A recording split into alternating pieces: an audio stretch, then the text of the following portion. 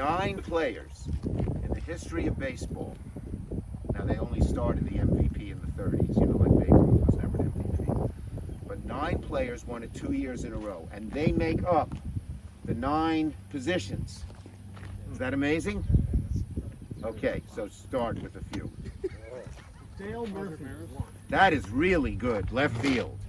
Roger Maris, right. I'm a Yankee fan, but he won in 60 and 61.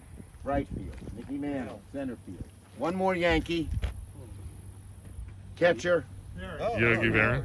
Okay, so now we got left field, center field, right field, catcher.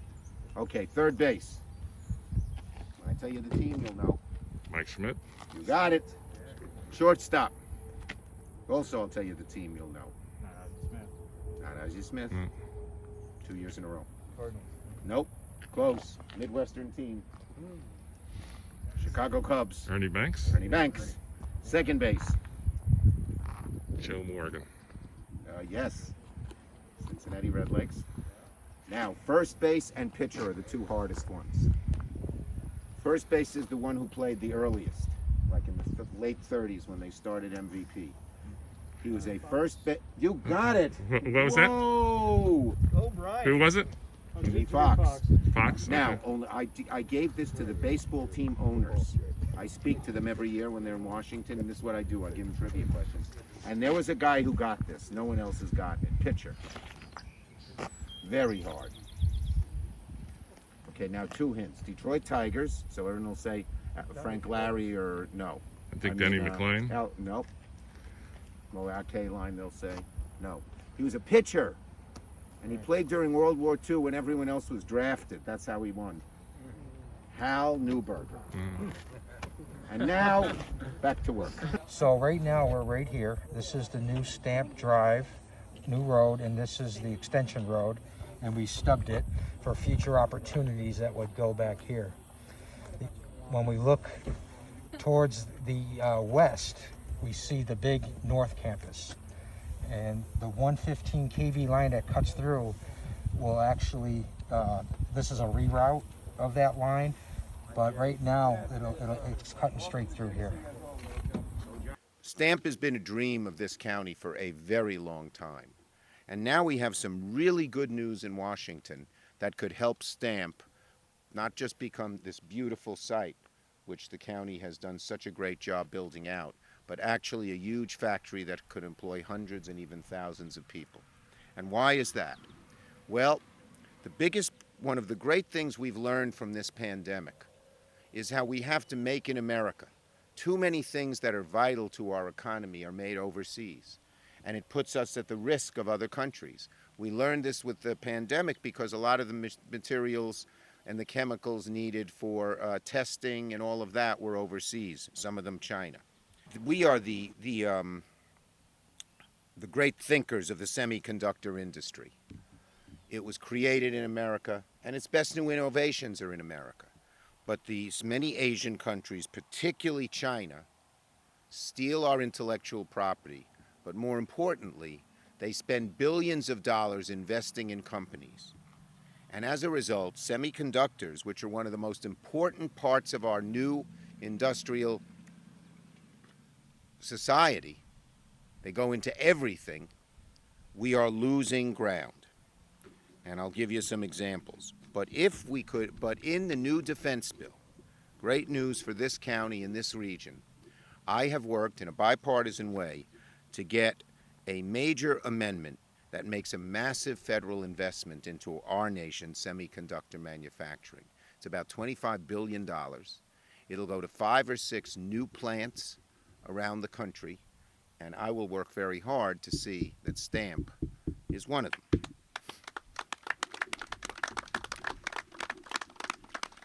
Okay, so let me give you some of the statistics here, which are frightening. Okay, in the past 2 decades, the U.S. has gone from producing 24% of our semiconductors in the world to 12, less than we need. China has gone from 0 to 16. If we do nothing, Asia will have 83%. And that means if we have a real fight with China, they could stop the flow of semiconductors and kill us. One of the reasons we have an advantage over Huawei, which is a Chinese company that's trying to take over. I don't know if you have any problems with the poles and 5G here, and getting some money from the people who take the 5G and the poles. But in any case, we were able to prevent certain semiconductors being sold to them, and that's going to hurt them. But China could do that to us over and over again. And so it is generally the view not only of our leading economists, but our leading generals and admirals, that this is vital to national security, because semiconductors are needed in the most advanced defense equipment, whether it's communications, like Harris Radio, where I always work hard to get them new contracts, and they have over 4,000 employees now in Rochester, or planes, or ships, or anything. And so the DoD was really behind this for American security. But so were many of our major companies that use semiconductors for their materials. And so we have gotten this as a bipartisan bill, and the good news, it has now passed the House and passed the Senate. It's in what's called, we call in Washington, the NDAA, but it's the defense bill. National Defense, I forgot what the third A is for, the fourth is Act. Authorization Act, there you go. A useless word, they don't need that in there, do they? But in any case, this is going to pass. The Senate and House have to come together, but on this one, no partisanship. Myself and a few Republican senators were the lead sponsors. In fact, I work with someone who ideologically I don't agree with, Tom Cotton, one of the very most hard-right people in the Senate. But we got this done because we both care about America, and America staying number one economically and defense-wise. So this is going to pass. And then the money will start flowing. And they're looking for new big sites. And, we have big success in New York already with one huge site, one of the top 3 or 4 sites in making semiconductors is I was just there. Global Foundries at Luther Forest in the town in Saratoga County in Sparta. And they employ they have a beautiful building on a site like this. It's huge. They employ about 3,000 people in good paying jobs. They think this is going to grow them because it'll grow the existing ones, but we're going to need new sites. If we're going to go back to 50%, the existing sites don't have enough. So I have a 3-part plan to help. First, pass this bill and get the money out there. Second, you need one more grant, I think, to complete everything. Is that right?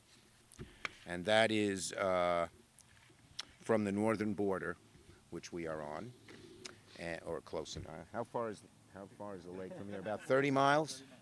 Yep. Okay. 30 miles.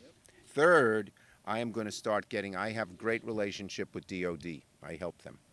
And I am going to start getting them interested right here and right now with a company and a location. So that's it. In the last 20 years, there's been about 27 new semiconductor fabs built globally. Because remember, these projects are $10 to $15 billion each. Right.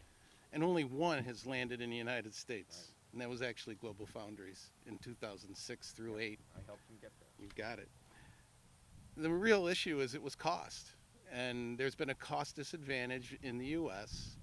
That the Asian companies have been underwriting these for years. The Asian countries, yes, yeah. the foreign national countries with their foreign national companies. So New York and the United States overall was at a disadvantage. So now this fund really will level the playing field relative to that cost gap. So we are going to be incredibly competitive.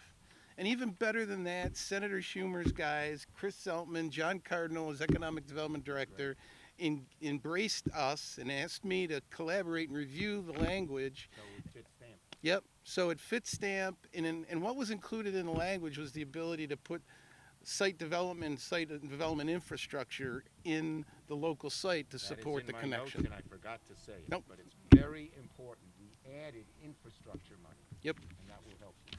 And that's critical because of the size of the pipes and the wires that the semiconductor companies need. And the beauty is we can offer hydropower from Niagara Falls and green energy to create these digital chips, which we run our lives on today, right? Everyone's got a cell phone, everyone's got a TV, everybody's got a phone, everything. So we really want to say thank you, Senator, on behalf of. yet, but this Yep. a great start. So on the behalf of our county legislature, our town of Alabama, our Genesee County Economic Development Center Board of Directors, we just wanted to say a great big thank you to you. And I can't wait until we turn around and work with you to land one of these companies here. Can't wait is right. You know, semiconductor fabs are in the, again, 10 to 15 billion dollars, 2 to 3,000 jobs. The one in Global Foundries averages $94,000 a year wages. So that's job sustaining, family sustaining, income and earnings. And Sort of like this one. It's about 30, 40 miles from a larger city. that's right.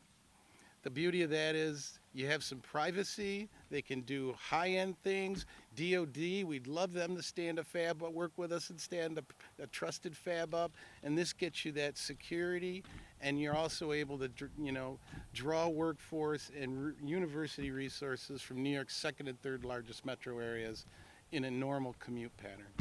So we're thrilled to have you. We want to thank you, and we look forward to you here with us on that big groundbreaking day. God willing. Thank you very much. In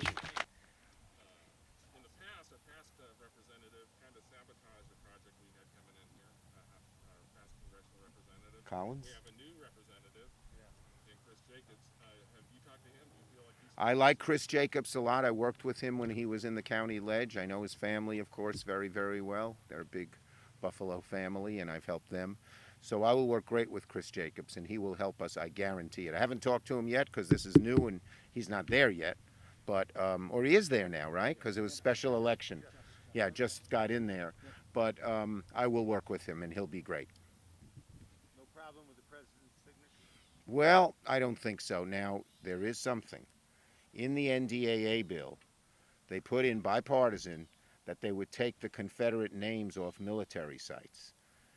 At one point, he said he might veto the bill, but he's been very quiet. He's not going to veto the bill with pay raise for soldiers and $700 billion for the military. He's not going to veto it because of that. Okay? You'll love this one. It's baseball. Oh, good. Baseball in Buffalo. Yes. You know, I helped bring the Blue Jays here. August 11th, the Miami Marlins are supposed to be coming Oh. to town. Of course, there's a lot of concern about Yep. that because of coronavirus. You know, what's your thoughts on the I think they got to. I think you always have to put health first. I was over in Madison County. We want to open up the schools, but if we do it too fast, and you're open up school in 2 weeks, and then the kid or teacher or kid gets COVID, the thing will have to close again. So we need to do it in a smart way. Same with baseball. I love baseball. Nothing more I like better than on a summer's night, open up my window so I get the summer's air, have a beer, and watch TV, watch a baseball game. I could watch any one of them. I prefer certain teams, but not the Padres, I must admit. But so they just got to make sure they got to test them. By then, I guess we'll know, right? It'll be 2 weeks. And I just think you got to let, and Manfred, you know, the head of baseball is a New Yorker. He's from Rome, New York, Commissioner Manfred. We have two. Goodell is from Jamestown, and Manfred is from Rome. My dad's from Utica, not far. But so anyway, I hope they'll be safe and then open up. But they got to be safe. Speaking baseball, what about the future of Muck Duck? Do you think we'll get a chance to see him play in Batavia at least one more time? Well, I hope so. I'm working hard with during COVID, everything slowed down. But I sat down with the minor leagues and Major League Baseball. We have 4 teams at risk. The Muck Dogs here in Batavia. We have the Rumble Ponies. Oh, I got a good trivia question for you on that one. The Rumble Ponies in Binghamton, the actual Yankees in Staten Island, and the Doubledays in Auburn. And I'm working to save them all. Now, here's the trivia question. So in Binghamton, when they got the new team, AA, they had a contest, you know, among the fans, what to name them. And Rumble Ponies won, but guess what name came in second? You got it! Stud Muffins. I thought that was pretty good.